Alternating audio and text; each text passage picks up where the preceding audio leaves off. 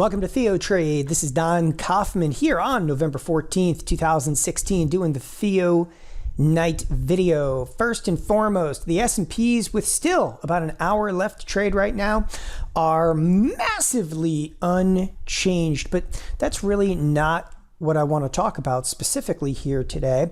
What I want to talk about is what I can only describe as a contrarian trader's dream come true. I mean, look at some of the opportunities in the marketplace, and that's what this all comes down to. Again, some nights, I wait here till the market closes and look for a couple of opportunities. Well, here, listen, there's still an hour left to trade.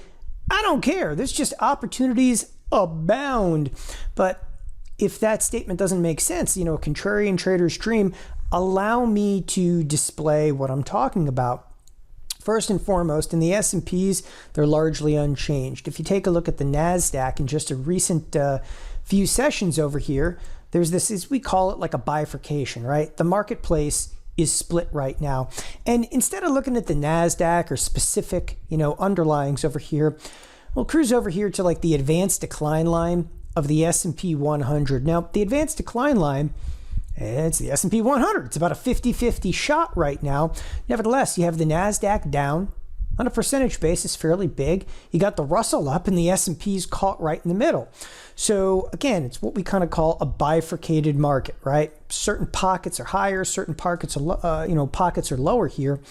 Why do I call this a contrarian trader's? I mean, it really is a contrarian trader's dream come true. Now, being a contrarian, it doesn't mean getting bullish when everybody else is bearish and getting bearish when everybody else is bullish immediately. Okay? What it means is take a look.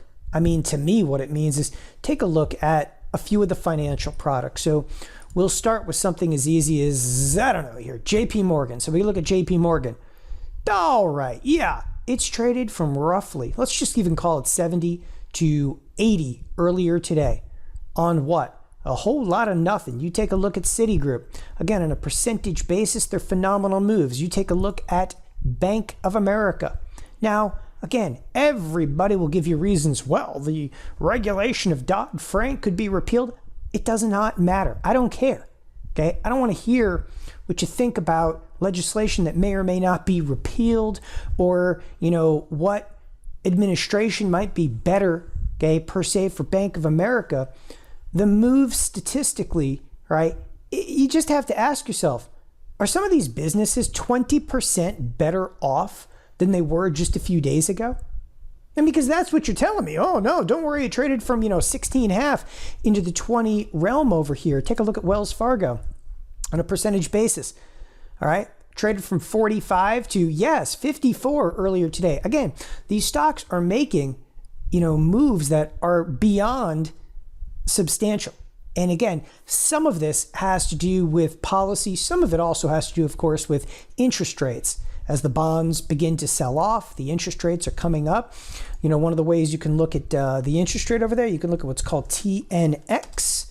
All right, TNX looks at the 10-year. All right, that's the 10-year Treasury index. Yes, it says 22, but what that means is, roughly speaking, okay, it's about a 2.2%, and that's on the 10-year. You can also look at other ones like the TYX over here. TYX.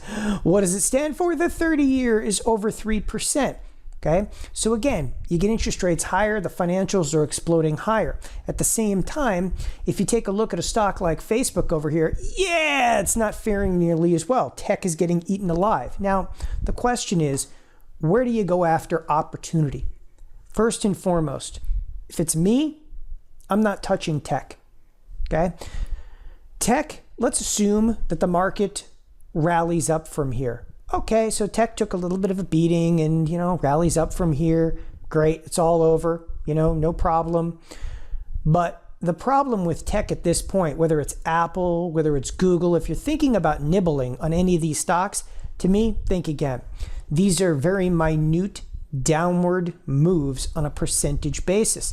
And when you start to, open up, let's look at a 3-year chart, you see the significance. Yeah, this is just, a minor flesh wound in what Google has done from the 500 level over the last 3 years to 830 and change. Again, Apple, you'll feel very differently looking on a much broader, chart over here. Well, Apple could still sustain some larger risks out there. Facebook, very, very similar circumstance, and on and on. Need I actually bring up Amazon? So I don't look at the tech stocks as being this incredible opportunity. This could be the midst of just the beginning of some selling. Again, as I said, if the market just rallied up, the entire S&P and NASDAQ with it started rallying up from here, sure, these stocks would sustain some decent upside gains, but okay, the downside risks are far, far larger than trying to nibble and buy some of these stocks at these levels. So quite the contrary, I would look for other opportunities. Now, where would opportunities on the long side be? One of the ones that comes to mind over here, and I've actually been selling puts in here, happens to be the XLU. Now, why did I go to an ETF? Because I don't want a gap-filled frenzy on my hands. All right, now this is a 3-year weekly, but let's actually cut this down a little bit tighter over here. This is a 9-month daily on the XLU. If you're not familiar with the XLU, it's the utility sector. It's getting brutalized in recent days. And again, I'm carrying a position by selling puts. Now, I'm selling puts because I want to get long this product. The utilities right now, a month out in time, take a look at this, have a 23% implied volatility. Okay, that's really high for the utilities. And the IV percentile is almost the 80th percentile. It's fairly high implied volatility ranking. Nevertheless, okay, why am I selling puts? Because again, I want to get long. And this is what I'm talking about in terms of a contrarian trade. Find a product that's been on a percentage basis brutalized. In addition, why do I actually want to get long the underlying? I don't know, because it has a 3.6% dividend yield. So in addition to, hey, I go out, sell some puts, collect a little bit of premium, why not also collect 3.6%? There is a reason I just brought up the 30-year treasury, because it's only paying about 3%. So the XLU still looks quite appetizing to me. That's the first of our contrarian traders kind of dream over here. The other one that really stands out to me in terms of again, and I'm a huge contrarian, the financials. And you better believe I'm picking on the financials over here, but I'd be picking on it from the short side. Now, the relationship between the financials and the XLU, they're tied. Both of those trades are tied directly to interest rates. What I'm saying, okay, in my belief, is the bonds have probably gone too far too quickly, that there'll probably be some retracement back to the upside inside of the bonds. As such, I think they're actually going to hit the financials here. Again, this is the XLF. It's the financial ETF. Now, this is not like a thing that was taken over. I mean, stocks that are taken over, you see 15, 20% moves. No, that didn't happen.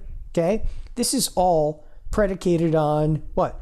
The possibility of a repeal of the Dodd Frank legislation, and predicated on the fact that, well, interest rates are moving now to the upside.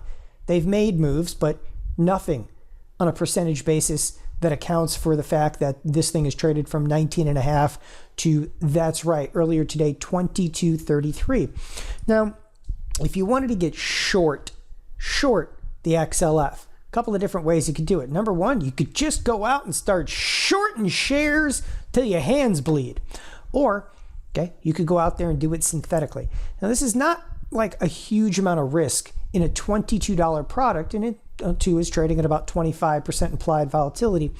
But you could go out and you could use, okay, option markets and create a synthetic position. Just buy some deeper in the money puts out there. You just have to make sure when you're looking at the in the money puts, I mean, here's like the 26 puts. The market's $3 at $5. Yeah, you don't want to get messing with anything that has wider markets out there, okay? So you got to make sure the bid offer spreads are at least reasonable, and then the market is trading. Another way that you could do this, if you just wanted to put on a shorter duration position and get bearish, okay, you could go out there and buy a 23 put, okay, and sell, for example, a 21 put against it. It's just a $2 wide in-out spread, but that's just for the next 32 days. After that, it's all over but the crying.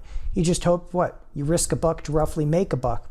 But I think as a contrarian, the larger opportunity, you can go out a little bit of duration here, and you can try to go, here's a 83 delta option that's trading, okay, for right around $2.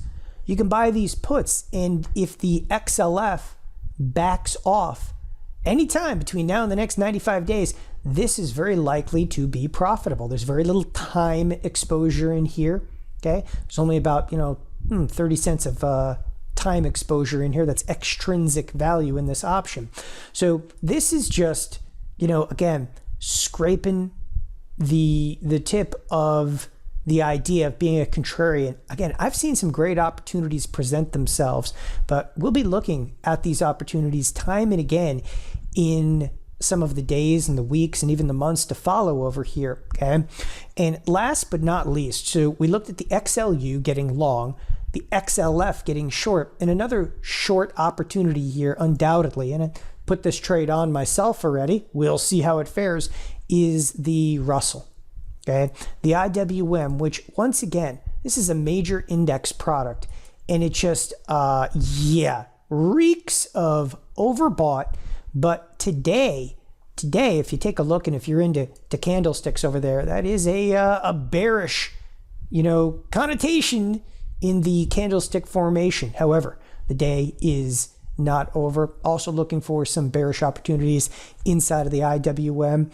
Make no two ways about it. You might see the S&P is relatively flat on a day like this, okay?